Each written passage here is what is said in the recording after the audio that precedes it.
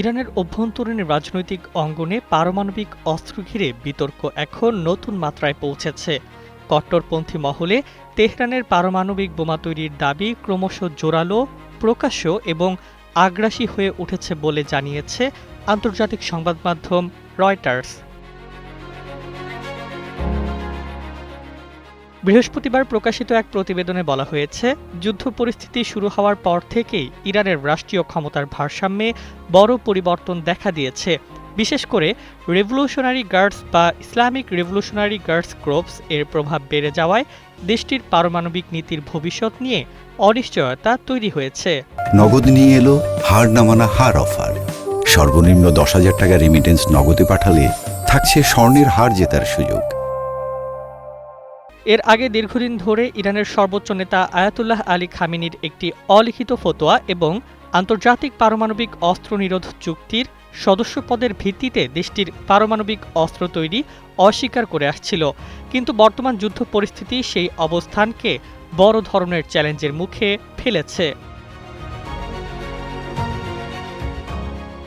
ইরানের একাধিক জ্যেষ্ঠ সূত্রের বরাতে জানা যায়, যদিও এখনও আনুষ্ঠানিকভাবে পারমাণবিক নীতিতে কোনো পরিবর্তন ঘোষণা করা হয়নি, তবে শাসন ব্যবস্থার ভেতরে প্রভাবশালী অংশ এখন প্রকাশ্যে পারমাণবিক অস্ত্র তৈরির পক্ষে অবস্থান নিচ্ছে।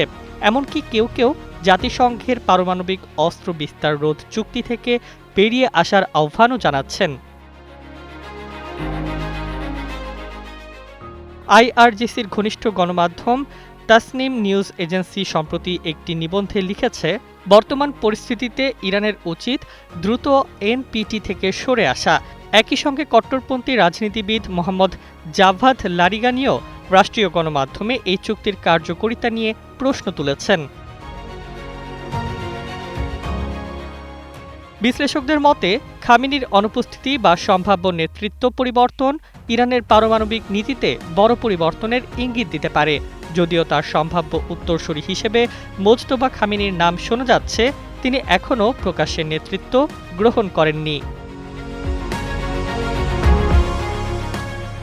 অন্যদিকে ইসরায়েল দীর্ঘদিন ধরে দাবি করে আসছে যে পারমাণবিক সক্ষমতার কাছাকাছি পৌঁছে গেছে। পশ্চিমা গোয়েন্দা মূল্যায়নেও ইউরেনিয়াম সমৃদ্ধকরণ নিয়ে উদ্বেগ প্রকাশ করা হয়েছে।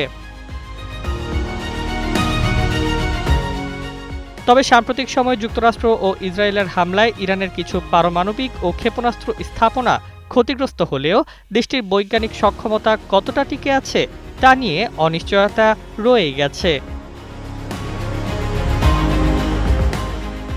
বর্তমানে ইরানের রাষ্ট্রীয় টেলিভিশনেও পারমাণবিক অস্ত্রের প্রয়োজনীয়তা নিয়ে আলোচনা শুরু হয়েছে, যা বিশেষজ্ঞদের মতে তেহরানের নীতিগত অবস্থানে বড় পরিবর্তনের পূর্বাভাস হতে পারে। পরিস্থিতি কোন দিকে গড়ায় এখন সেটি আন্তর্জাতিক অঙ্গনের সবচেয়ে বড় উদ্বেগ।